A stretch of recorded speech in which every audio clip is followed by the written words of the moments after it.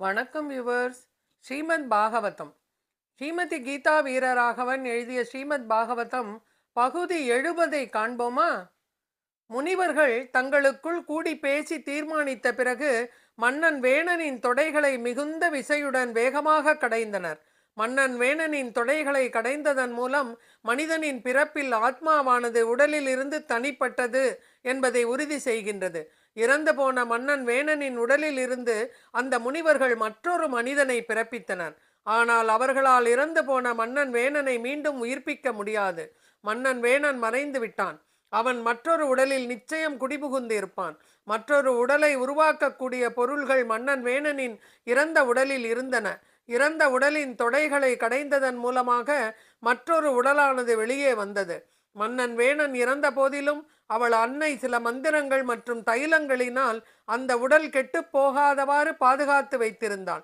அதனால் மற்றொரு உடலை உண்டு பண்ணுவதற்கான பொருட்கள் அந்த உடலில் இருந்தன. இறந்த மன்னன் வேணன் உடலில் இருந்து பாகுகன் என்ற பெயரில் மற்றொரு மனிதன் உடல் பெற்று வந்தான்.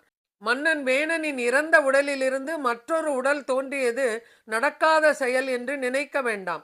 இச்செயல் ஆற்றல் மிக்க முனிவர்களால் செய்யப்பட்டது என்பதை நாம் நினைவில் கொள்ள வேண்டும். மன்னன் வேணனின் தொடைகளிலிருந்து பிறந்த மனிதனின் உடல் நிறம் காக்கை போன்று கரியதாக இருந்தது. அவன் உடலில் இருந்த அனைத்து பாகங்களும் கைகள் கால்கள் எல்லாம் குட்டையாக இருந்தன. ஆனால் தாடை பகுதி அகன்று பெரியதாக இருந்தது. அவன் மூக்கு சப்பையாகவும் கண்கள் சிவந்தும் தலைமுடி தாமிர நிறத்துடனும் இருந்தன. அவன் மிகவும் பணிவும் அடக்கமும் உடையவனாக இருந்தான். அவன் உடலில் இருந்து தோன்றியவுடன் முனிவர்களை நோக்கி, எனக்கு என்ன கட்டளை என்று பணிவுடன் கேட்டான். மாமுனிவர்கள் அருகில் ஒரு இடத்தை காட்டி, அங்கே அமர்வாயாக என்று பதில் கூறினர். இவ்வாறு நைஷாத குலத்தின் தலைவன் நிஷாதன் தோன்றினான்.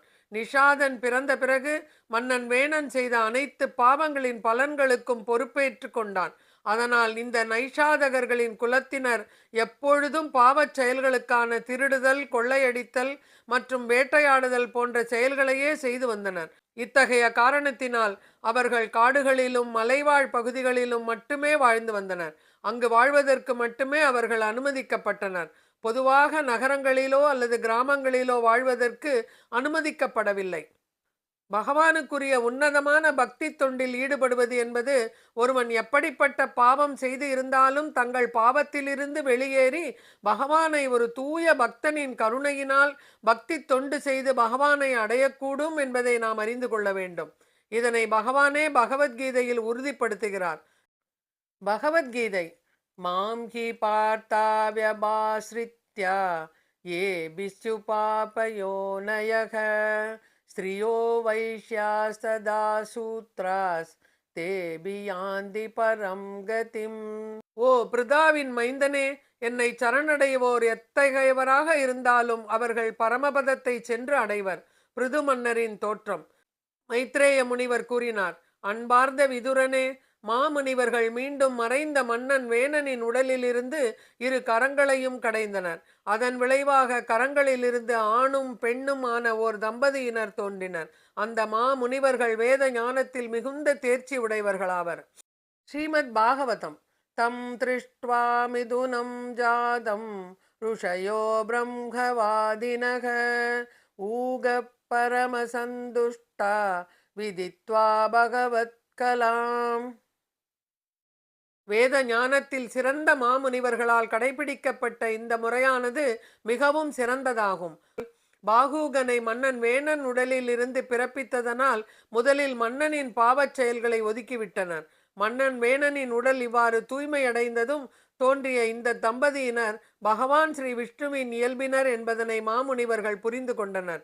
இவர்கள் உண்மையில் விஷ்ணு தத்துவம் அன்று, மாறாக பகவான் ஸ்ரீ விஷ்ணுவின் அதிகாரம் பெற்ற சக்தி ஆவேச அவதாரமாகும். இதை பற்றி நாம் முன்பே அறிந்துள்ளோம். அந்த ஆண்மகன் இவ்வுலகை காக்கும் பகவான் ஸ்ரீ விஷ்ணுவின் இயல்பினை பெற்றவர். மேலும் அந்த பெண் மகாலட்சுமியின் இயல்புகள் பொருந்தியவள். இவர்களை பற்றிய விளக்கத்தினை ஸ்ரீமத் பாகவதம் பகுதி 71 காண்போமா? நன்றி, வணக்கம்.